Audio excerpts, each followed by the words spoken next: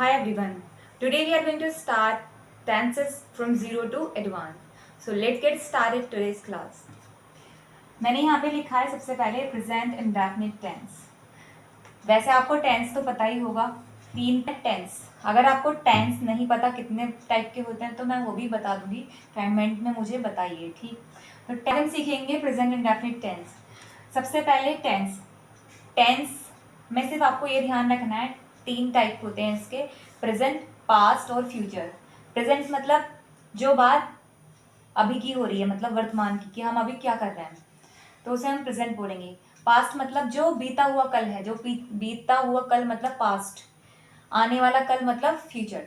तो हम सीखेंगे सबसे पहले प्रेजेंट इंडेफिनिट। इसके भी जैसे कोई लड़की है, वो अपनी हैबिट बताती है कि मैं इतने बजे उठती हूँ, मैं इतने बजे सोती हूँ, मैं इतने बजे खाती हूँ, इतने पीती हूँ।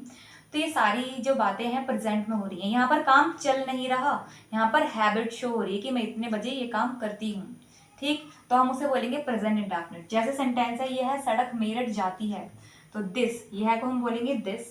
सड़क के लिए लिखेंगे रोड, दिस रोड। जाती है, लीड्स टू, कहाँ, मेरठ, ठीक। यहाँ पर हम सड़क जाने के लिए गो नहीं लिखेंगे क्योंकि ये कोई इंसान नहीं है जो जा रहा है। तो यहाँ पर सड़क है, जाने के लिए हम दिखा रहे हैं लीड्स, यानी कि लीड करती है, मार्ग दिखाती है, तो लीड्स टू मेरिट। कुत्ते अजनबियों पर भौंकते हैं, तो इसे इंग्लिश में लिखेंगे डॉग्स। डॉग्स ये सब्जेक्ट हो गया। बार्क, बार्क भौंकना, ये क्या हो गई, वर्ब की फर्स्ट फॉर्म बार्क। किस पर के लिए एट आ गया, स्ट्रेंजर मतलब अजनबियों पर, तो डॉग्स बार्क एट स्ट्रेंजर्स। अब यहाँ पर एक चीज नोट करने की है कि मैंने वर्ब की फर्स्ट फॉर्म में एस या एस नहीं लगाया, क्योंकि यहाँ पर कुत्ते ये जो है प्लूरल है, तो इसलिए हमने यहाँ पर वर्ब की फर्स्ट फॉर्म में एस या एस नहीं लगाया है। एस या एस तब लगाएंगे जब सब्जेक्ट सिंगुलर होगा, मतलब एक वचन होगा। जैसे वह पानी पीता है, यहाँ पे सब्जेक्ट सिंगुलर है, तो सिंगुलर के लिए हम क्या यूज करेंगे, ही। यहाँ पर वह के लिए ही ड्रिंक, वर्ब की फर्स्ट फॉर्म, तो एस लगा दिया, ही ड्रिंक्स वाटर, वह पानी पीता है। वैसे आप किसी अदर कंटेक्स्ट में भी यूज कर सकते हैं, कॉफी पीता है, he drink coffee, he drinks coffee, ठीक है।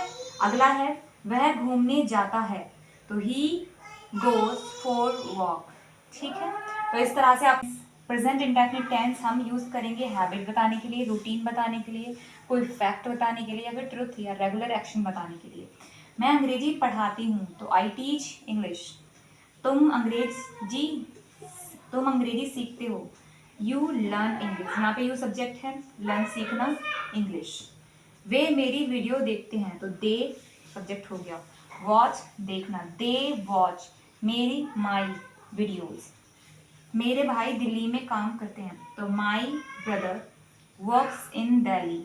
यहाँ पर बहुत सारे भाइयों की बात नहीं हुई, सिर्फ एक ब्रदर की बात की है, तो यहाँ पर लिखेंगे my brother works in Delhi, ठीक।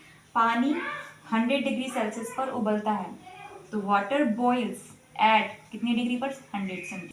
वह जंक फूड नहीं खाती, अब ये निगेटिव में हो गया, मतलब जब कोई बात हम नहीं में बोलेंगे तो उसे निगेटिव बोलेंगे। तो निगेटिव के लिए बस सिंपल सा ध्यान रखना है कि डू नॉट या फिर डज नॉट लगाना है। अगर सिंगुलर सब्जेक्ट अगर सिंगुलर होगा तो हम क्या यूज करेंगे, डज नॉट, सिंगुलर। और प्लूरल होगा तो डू नॉट। जैसे वह जंक फूड नहीं खाती, तो she does not eat junk food. अब इसी को मुझे नेगेटिव बनाना हो, मतलब नहीं में बोलना हो, तुम अंग्रेजी नहीं सीखते, तो मैं लिखूंगी you do not learn English. वे मेरी वीडियो नहीं देखते, तो इस इंग्लिश में लिखेंगे they do not watch my videos, ठीक। तो बहुत आसान है इसके नेगेटिव। अब ये आपका होमवर्क है, आपको इसके नेगेटिव खुद से ट्राई करना है। अब देखते हैं प्रेजेंट इंडेफिनिट के इंट्रोगेटिव। मतलब इंट्रोगेटिव का सिर्फ इतना है, जब, क्या, कब, क्यों, कैसे, यानी कि जब हम क्वेश्चन पूछेंगे किसी से तो वो इंट्रोगेटिव में हो जाता है। अब हर सेंटेंस जितने भी हम सीखने वाले हैं उसका आपको तीनों तरीके से पता होना चाहिए। निगेटिव मतलब नहीं में आंसर, इंट्रोगेटिव क्या, कब, क्यों में आंसर, और